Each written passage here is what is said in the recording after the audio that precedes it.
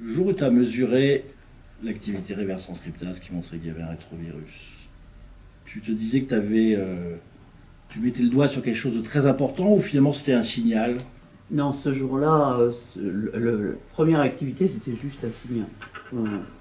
Et je me souviens même que la première fois, j'en ai parlé à personne.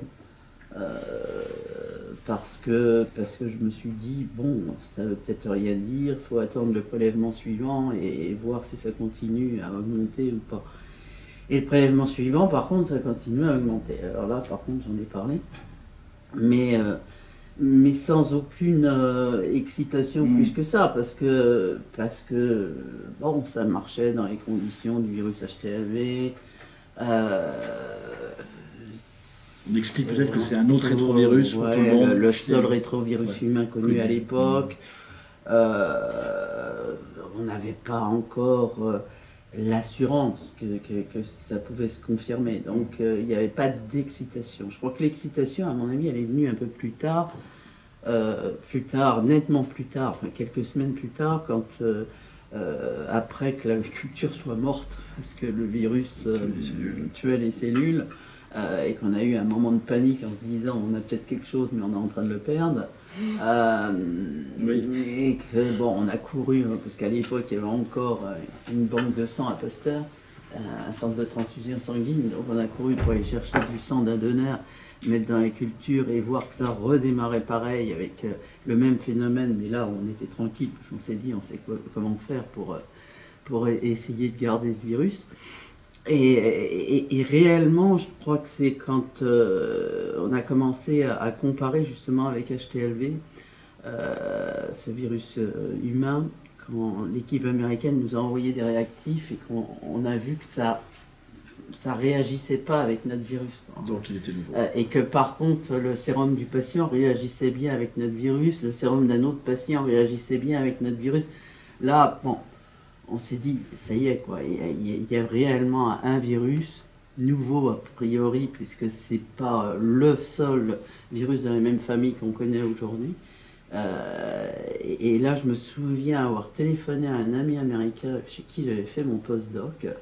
Bob, je crois qu'on a quelque chose dans les mains particulièrement important. Je lui explique mon histoire au téléphone et il me dit, ah, Françoise, si ce que tu es en train de me raconter là est vrai, moi je prendrais ce virus tout de suite et je le mettrais à la poubelle. Et bon, bien évidemment, je me suis dit, mais ça va pas, non?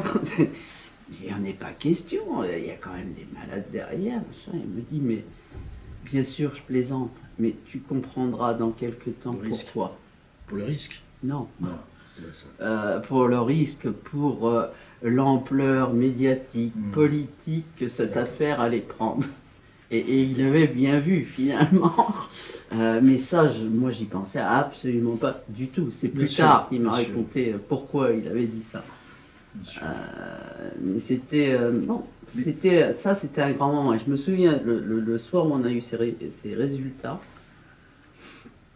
de la première comparaison avec l'autre virus de la même famille, et ben on allait dîner chez quelqu'un que tu connais bien, qui est Bruno Spire, et on était totalement excités toute la soirée. Il était avec toi au labo à ce moment-là? Ah oui, Bruno. Il était au labo à ce moment-là? Oui, je ne savais pas qu'il avait, parce qu'il n'est pas signataire, je crois pas du. Il n'est pas sur non, il n'est pas sur le premier papier, mais il était entre ses études de médecine et le labo depuis déjà avant l'isolement du virus. Donc oui, on était hyper excités. Et c'est de là d'ailleurs que Bruno après a fait sa thèse de médecine sur les agents capables de désinfecter, de tuer ce virus, soit dans les laboratoires, soit en milieu hospitalier, soit des agents désinfectants, eau de javel, alcool, tout ça, ou alors les UV, etc., les rayonnements. C'est là-dessus qu'il a fait sa thèse de médecine. J'ai plein de questions, du coup, c'était sûr, ça. Et rétrospectivement, vraiment, j'avais pas pensé à ça, le niveau de sécurité, il était comment au labo? Rétrospectivement. Alors, le niveau de sécurité n'était certainement pas celui qu'on a aujourd'hui. En fait, il n'y avait pas le confinement qui est nécessaire pour ce type de virus. En fait, On avait simplement une pièce à Pasteur à l'étage où on était, qui était vide, non utilisée, sans demander squatté. On l'a squatté, carrément un squatté, sans demander l'avis de la direction.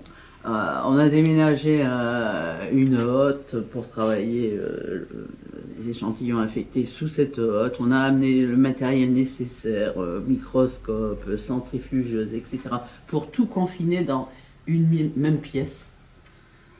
Et bien sûr, une pièce qui n'était pas sous pression négative, comme ça doit l'être, mais on avait quand même cette idée. Ça t'a fait peur, ça te fait peur, a posteriori, ou finalement, bon, c'était raisonnable?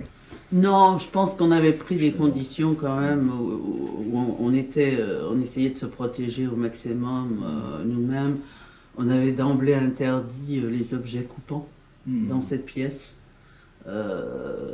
Et tu sais, on travaillait quand même, en tous les cas l'équipe de Jean-Claude Sherman, on travaillait quand même sur cette famille de virus chez l'animal, où on savait quand même qu'il y avait des passages interespèces. Donc on avait déjà l'habitude de travailler un petit peu selon des méthodes où on se protégeait systématiquement d'une blouse spéciale, de gants, de lunettes. Même si vous n'étiez pas sur des virus humains, là. Non, pas du tout. Ouais.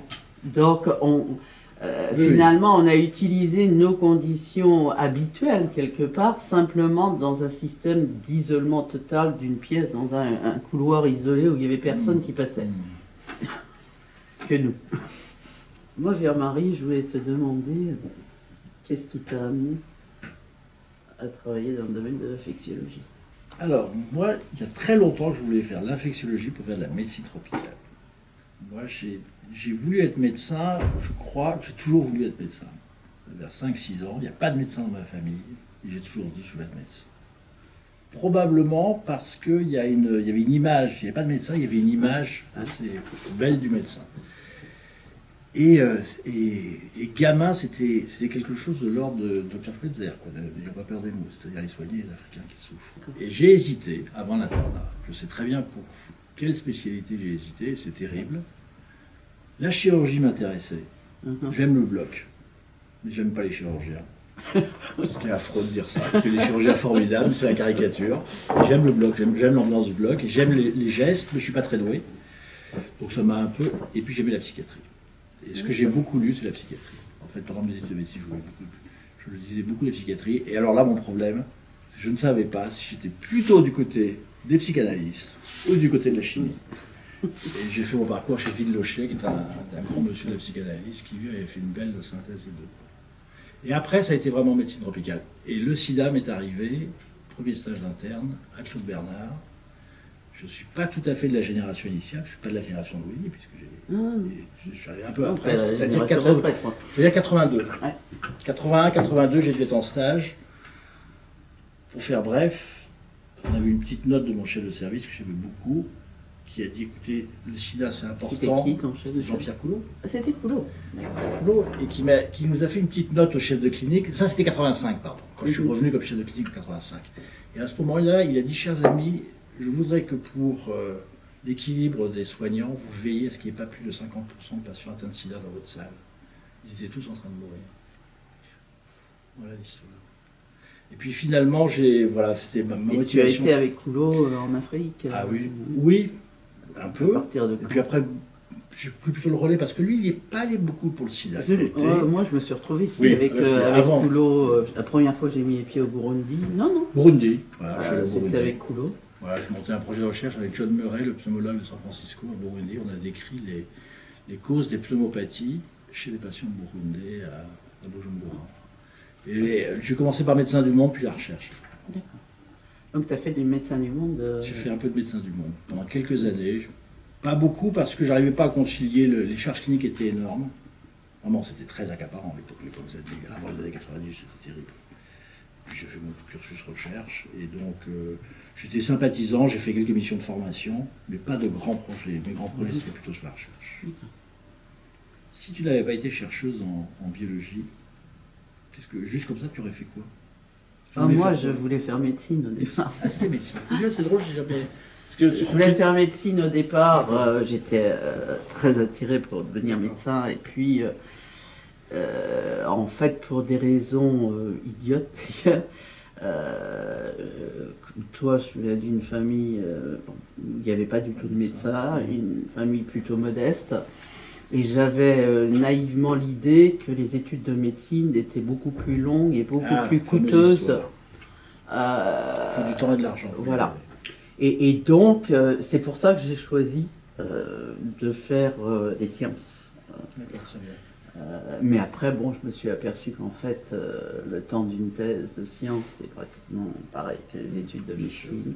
Et puis, même en médecine, on exerce finalement assez tôt en France. Mais finalement, je ne regrette pas non plus. Je ne regrette absolument pas non plus, parce que grâce au sida, j'ai pu être en contact avec des médecins, et puis bon, j'ai aucun regret. Bon, tout le monde sait que tu as le prix Nobel de médecine et tout le monde s'en est réjoui dans tout le milieu. Tout le monde s'en est réjoui, mais en plus, tous les gens qui ont travaillé avec toi, etc. On imagine tous les bons côtés. C'est quoi les mauvais côtés?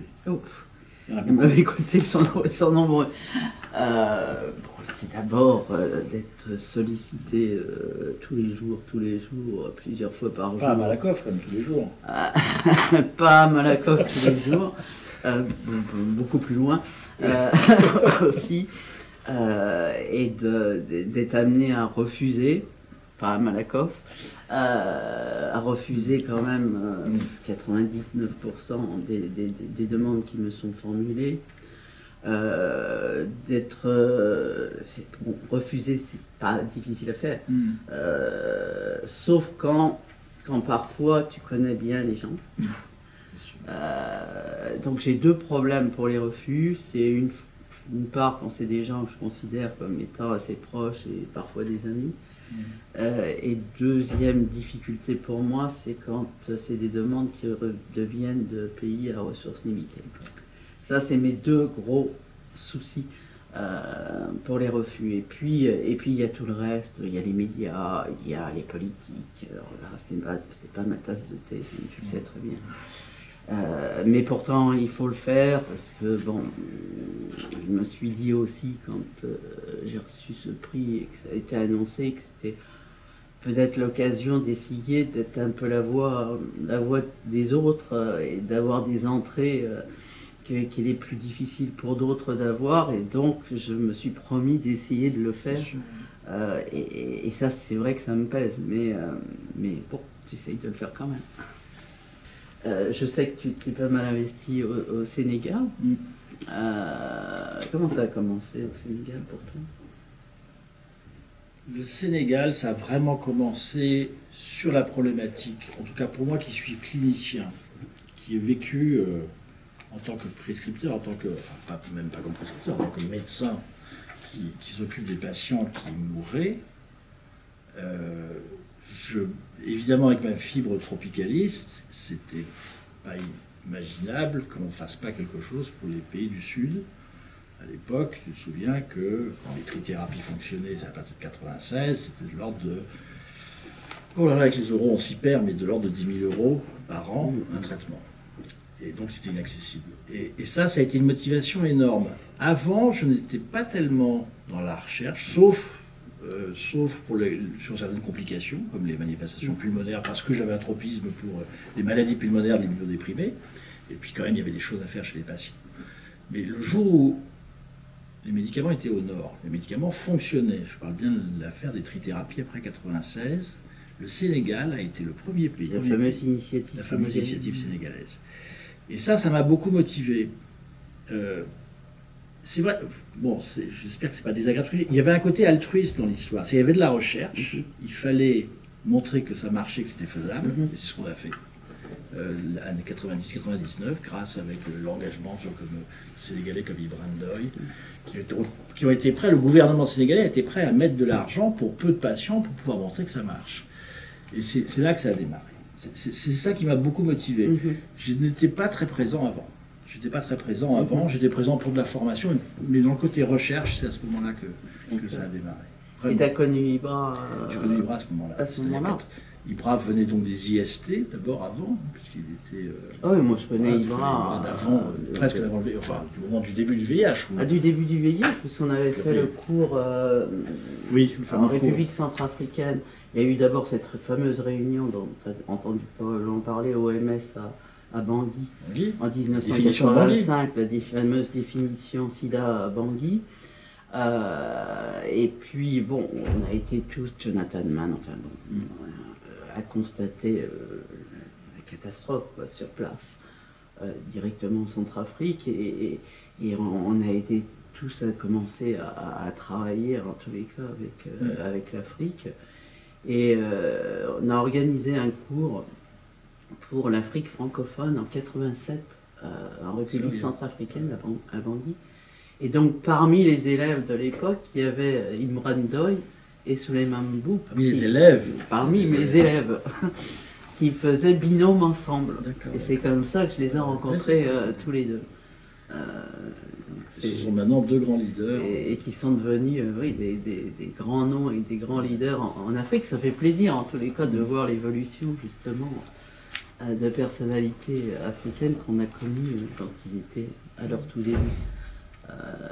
C'est vrai que ça a été une belle aventure aussi. C'est vrai que c'était absolument déprimant les premières années. Et ça l'est encore parfois.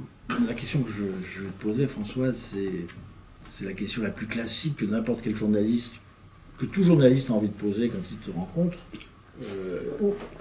Il y en a plusieurs. Il y en a plusieurs. Il y en a une, c'est à quand le vaccin?